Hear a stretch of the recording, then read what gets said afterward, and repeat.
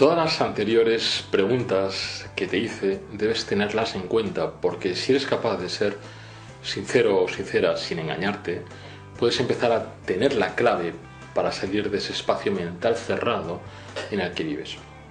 Es fundamental que te atrevas a pensar directamente sobre qué sientes y por qué lo sientes. Y si dudas, que puedas llegar a experimentarlo para saber qué hay de verdad en ello. No se trata de hacer grandes transgresiones que puedan dejarte dañado psicológicamente después, sino acercamientos a lo que puede llegar a ser la verdadera naturaleza de tus sentimientos. No seas esclavo de una moral, de unas costumbres anacrónicas o de un servilismo afectivo. Insisto, atrévete a pensar libremente, aunque te escandalices de ti mismo. Ese será un primer paso.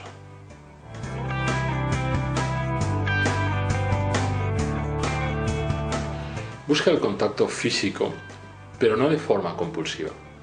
A veces la necesidad de amor y afecto se traduce en una búsqueda compulsiva de sexo, que es una forma más inconsciente y enérgica de establecer un vínculo con alguien. Pero esto no te va a servir de nada. Incluso puede llegar a convertirse en un problema, ya que al no sentir más que placer sexual sin ningún otro componente, puedes querer más y más, porque en el fondo quieres llegar a lo otro, al amor, a que alguien te rescate incondicionalmente de ese pozo. De alguna manera sería como en los cuentos de hadas. Seas chico o chica, hombre o mujer, tienes la necesidad de que alguien llegue y te despierte, que despierte tu alma herida y que la libere para siempre. El problema es que, como no lo sabes hacer, de momento puedes confundirte y convertir la necesidad de amor en sexo compulsivo.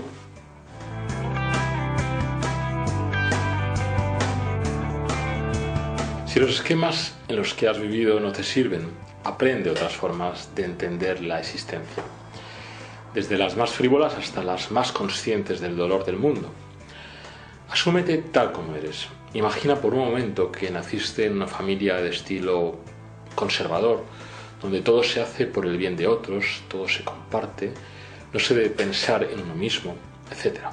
Hay que decir que en estas familias casi siempre hay uno que se beneficia de la sumisión bovina de los otros, pero bueno, eso es otra cuestión.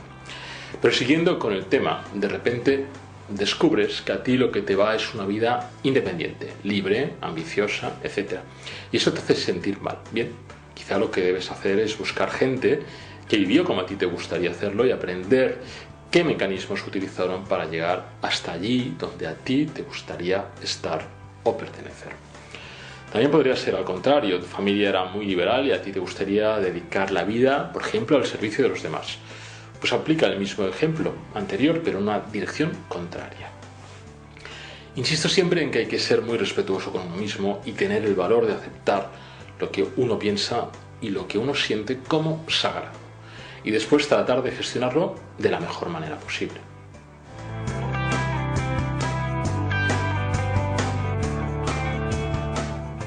Lo primero que hay que hacer es reconocer que tienes un problema. Si lo consideras necesario, acude a un psiquiatra para que te dé la medicación adecuada y posteriormente, si puedes, haz una terapia. ¿Qué terapia recomiendo? Yo creo más en los terapeutas que en las terapias. Eso significa que es muy importante que te sientas cómodo con esa persona y que la línea terapéutica que siga a ti te vaya bien, es decir, te funcione, ya sea cognitiva conductual, psicoanalítica, bioenergética, humanista o ecléctica, es decir, que abarque técnicas o modos diferentes de intervención.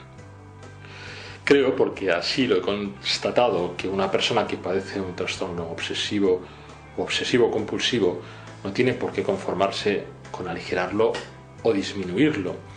Debe ir a por la superación total del problema, y eso a veces requiere tomar las riendas de la propia vida y hacer cambios de verdad. Has de entender que en el transcurso de una sesión semanal de 1 hora en la que paciente y terapeuta se encuentran, no se pueden hacer milagros si eso no se traduce en cambios radicales y profundos en la vida de la persona.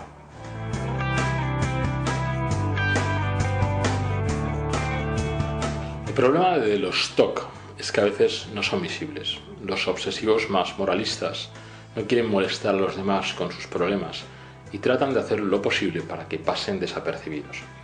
De todas formas, también es una forma de resguardarse de la indiferencia o incredulidad del entorno, que acostumbra a percibirlos como maniáticos o raros hasta que se dan cuenta, si quieren darse cuenta, del infierno mental que padecen.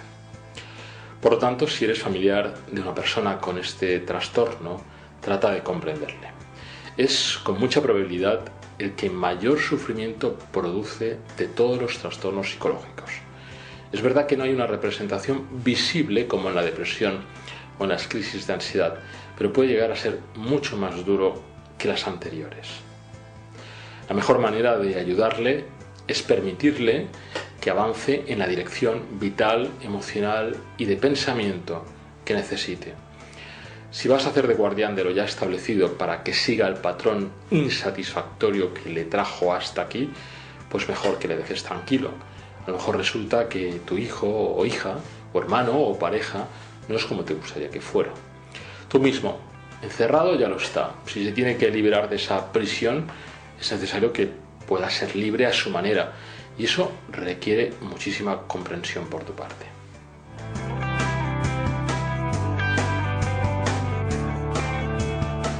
He comprobado que en muchas familias de personas con trastornos obsesivos de una u otra índole existe un carcelero. Alguien que no lo sabe, que lo es, pero que necesita que todo funcione de una manera determinada para no desequilibrarse. En los regímenes dictatoriales, si alguien protesta públicamente, se le encierra, porque no se puede cuestionar ni el sistema ni a sus gobernantes. A veces en las familias pasa lo mismo, pero de manera más sutil. Y es que lo bueno de haber un tirano en la familia se muestre directamente con actitudes despóticas, es que te puedes rebelar contra él o ella, aunque no te salga bien, y pagues las consecuencias. El problema es lo que podríamos llamar familias perfectas. En esas en las que normalmente el abuelo o el padre, a veces la madre, son como una especie de tótems mágicos donde todo lo que dicen o piensan es casi palabra de Dios, y a los que no se puede molestar o importunar con pensamientos o actitudes personales que se diferencien de lo que ellos esperan de los demás. Que no es muy diferente a lo que esperaba Blancanieves de los 7 enanitos, y es que le canten, le bailen y le sirvan al sol que vaya indicando. Si además tiene una madre esposa cómplice, aún es peor, porque advierte o avisa de que eso no le va a gustar al padre o al abuelo. Y a lo mejor resulta que tú le detestas por caprichoso, egoísta, autoritario, injusto o abusador de los demás, y al sentirlo empiezas a castigarte porque estás transgrediendo la norma sagrada de que ese gran hombre lo que necesita es admiración y sumisión, y no alguien como tú que lo cuestiona internamente. Pues vale, castigada o castigado. ¿Pero dónde? Pues a la cárcel mental en la que vas a vivir mientras le sigas sonriendo complaciente y sumisamente.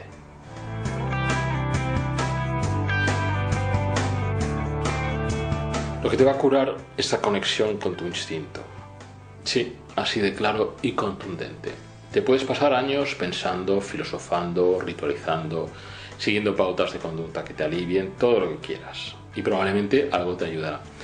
Pero hasta que no conectes con tus instintos sexuales, agresivos y emocionales de una forma sana y auténtica, va a ser muy difícil salir de la posición en la que te encuentras. Hasta que no incorpores tu naturaleza animal de forma real en tu vida, hasta que no superes esa escisión entre mente y cuerpo, no va a ser posible salir completamente de la obsesión o de la obsesión-compulsión. Todo lo que he estado diciendo hasta ahora lleva hasta aquí, y es aquí donde debe aparecer el coraje vital que te acompañe para atravesar la barrera invisible que te separa de una auténtica unidad con el mundo.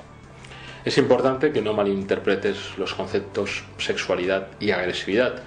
No se trata de experimentar cualquier cosa y mucho menos aquello que no sea legalmente correcto. Pero más allá de eso, sí que es necesario que tengas el valor de llegar a expresarte con autenticidad.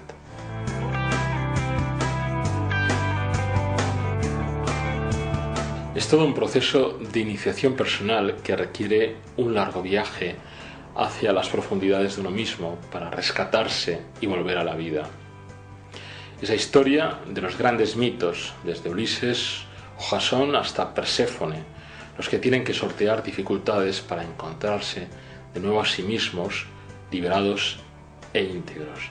Y es importante que entiendas que este viaje no se realiza a través del pensamiento ni de la reflexión, porque eso ya lo sabes hacer sobradamente. El viaje se realiza a través de experiencias vitales que activen tus instintos. Atrévete a gritar, a correr, a jugar, a hacer deportes de equipo, duros y de alta competitividad, a experimentar tu sexualidad según la sientas, a subir montañas, a abrazar y dejarte abrazar, a viajar, a caminar solo o acompañado, a expresar tu rabia, tus enfados, tu visceralidad. Y todo ello sin dañar a nadie, sin cargar contra los más débiles. En el fondo eres tú quien tiene que rasgar la cortina separadora y quien tiene que ir a buscar esa unión que te permitirá estar auténticamente contigo mismo y con los demás.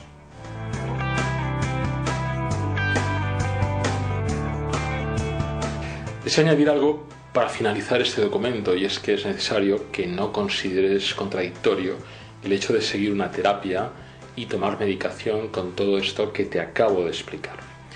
Pero has de saber que si verdaderamente quieres superar completamente el estado en que te encuentras, tendrás que tomar las riendas de tu vida.